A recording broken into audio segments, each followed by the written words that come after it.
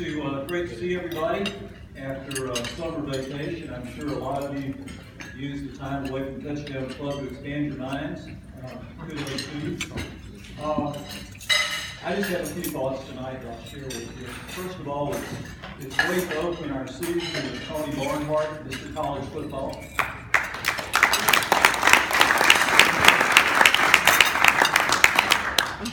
I have Tony's book, Southern Fried Football, but I didn't realize until I read the commercial appeal yesterday that Tony has written 5 books. That's a remarkable achievement for anyone, but particularly for a Georgia grad. Most of our members who attended Georgia have never read 5 books.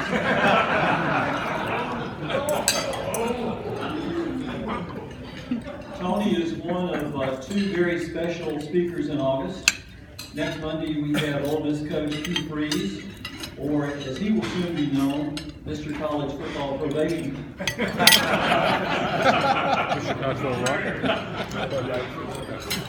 We have a number of fine speakers this season, and thank you, Bill and John David, for your hard work in coming up with that list. Just to mention a few, UT Coach Butch Jones will be here in October. Coach Jones and Kentucky coach Mark Stoops are now the most tenured coaches in the SEC East as they begin their 4th seasons.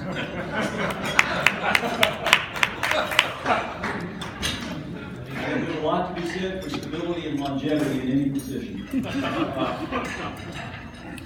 Coach Jones' balls are ranked number 10 in the Amway preseason poll. The balls out there. This is the first time UT has been in the top 10 in football since October 29, 2006. There have, of course, been individual UT football players named in other top 10 lists. Those were lists compiled by various law enforcement agencies. More good news for UT and Coach Jones. In July, UT settled the Title IX lawsuit filed against it by 8 unidentified women who claimed UT has a hostile sexual environment through its annual sexual assault allegations against football and basketball players. UT decided to settle the lawsuit by paying $2.48 million because it was not guilty of any wrongdoing. This brings the amount of total settlements paid by the UT Athletic Department for things it did not do to just over $4 million in the last 2 years. Although UT said it would have liked nothing better than to clear its good name in court, the lawsuit was a distraction to the academic pursuits of UT student athletes that needed to be settled. In what is sure to be a financial blow to members of the Tennessee Bar, UT will also stop the practice of distributing a list of lawyers to student athletes. Derek Mason, Vanderbilt's 3rd-year head coach, will be with us for the first time this year. Unfortunately, Coach Mason has not enjoyed the same early success as his predecessor, James Franklin. So to be candid, we're a little concerned about attendance that night. So, as a special incentive to our Memphis, UT, and Ole Miss and Arkansas members to attend the meeting, our Vandy members have agreed to hold a jobs fair in conjunction with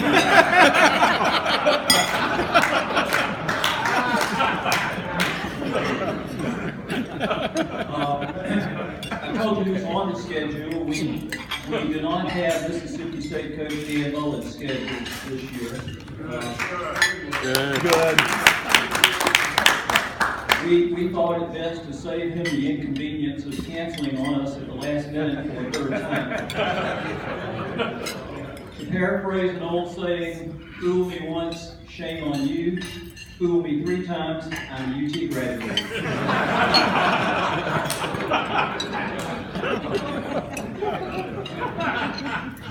Former South Carolina head coach Steve Spurrier has been named ambassador and consultant for the Florida Gators athletic department. Those of you who follow Coach Spurrier may remember he held a similar position in South Carolina during his final 2 regular seasons.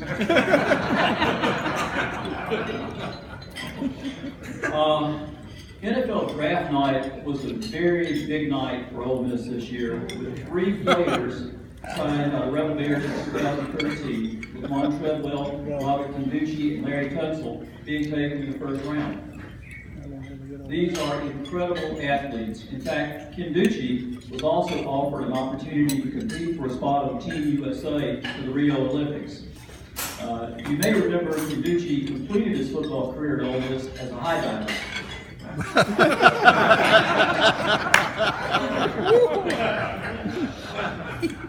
On draft night, Tunsil gave a from-the-heart thank you to the Ole Miss coaching staff that proved beyond any doubt that Ole Miss really is in the people-helping business.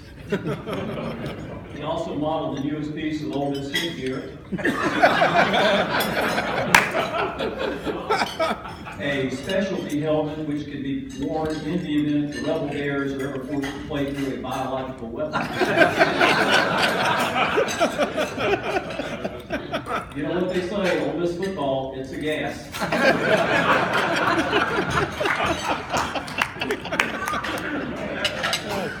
Unfortunately, certain innocent mistakes that occurred in connection with the 2013 recruiting class and some other minor NCAA rules infractions had Ole Miss facing 13 football violations, 12 of which they admitted. To show the NCAA that it was serious about cleaning up the football program, the Rebels fired their women's basketball coach. Finally, and this was the really big news of the evening, Memphis is perhaps on the verge of invitation to join the Big 12. Although there are 17 other worthy universities competing for either 4, 2, or no spots, Memphis has something no other candidate can match: the support of a major supermarket chain willing to distribute its tickets at below market prices. In fact, Kroger recently opened new express lanes for ticket purchases of 5 tickets or less. So thank you very much. Look forward to seeing you next week.